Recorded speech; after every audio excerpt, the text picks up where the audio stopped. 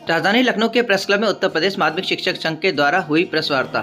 Sir, Uttar Pradesh माध्यमिक शिक्षक संघ की आज ये प्रेस कॉन्फ्रेंस हो रही है, कई मुद्दों को लेकर है ये कॉन्फ्रेंस, क्या कुछ है मुख्य रूप से उसके बारे में बताइए।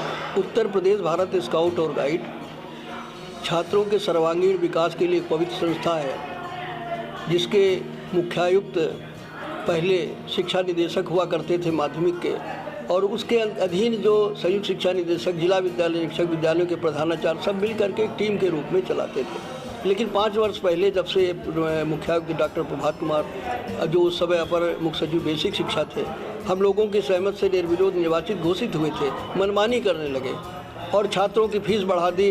उत्तराखंड में 6 करोड़ खर्च करके वो बना दिया, बहुत सारे काम करने लगे, इनका विरोध होने लगा। तब समय आया निर्वाचन का, तो उन्होंने निर्वाचन में अपने लिए नियमों में संशोधन करा लिया। 5 वर्ष की अर्हता होनी चाहिए मुख्यायुक्त पद के निर्वाचन के लिए थी केंद्र में, लेकिन उन्होंने उसको 4 वर्ष करा लिया। डॉक्टर महेंद्र देव जी ने जब घोषित किया कि हम यहाँ पे निर्वाचन लड़ेंगे इसका, तो उसके बाद में उनका निर्वाचन निरस्त कराने के लिए षड्यंत्र किया।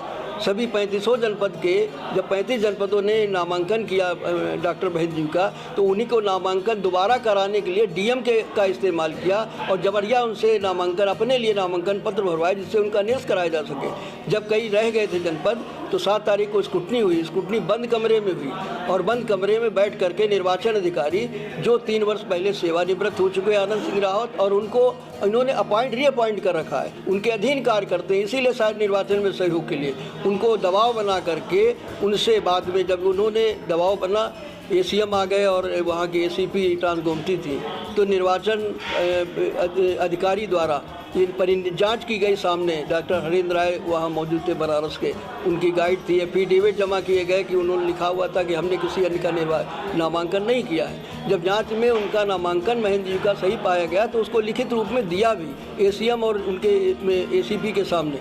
लेकिन इसके बाद डॉक्टर प्रभात कुमार आ गए, नाराज़ होकर के उनसे बिगड़ने लगे, और इसके बाद हम लोगों से भी बात हुई।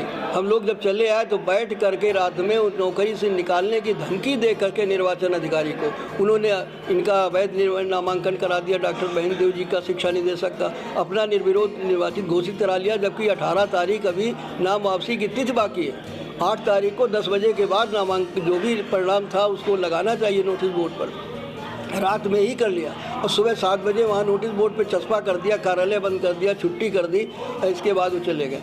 तो ये स्थिति बड़ी गंभीर है, इसलिए अपने माननीय मुख्यमंत्री जी से हम मांग कर रहे हैं कि इस पूरे जो धांधली हुई, अनियमितता हुई है, इसकी एक जुडिशियल मजिस्ट्रेट से जांच कराई जाए। कि जो डॉक्टर प्रभात कुमार जी अब माननीय मुख्यमंत्री का नज़दीकी बताते हैं, लोक कीर्तन की हत्या की है, गंभीरता से लेते हुए कार्रवाई की जाए। इसी के साथ एक हम लोग अभियान चलाएँगे, इसके लिए जो मामहिम राज्यपाल इसके मुख्य संरक्षक हैं, माननीय मुख्यमंत्री इसके संरक्षक हैं, तो माननीय इनसे और इसी के साथ विधायकगण, सांसदगण, प्रदेश के मंत्रीगण, जनप्रतिनिधियों से मिल करके इनके काले कारनामों का पर्दाफाश किया जाएगा और कार्यवाही के लिए सहयोग मांगा जाएगा।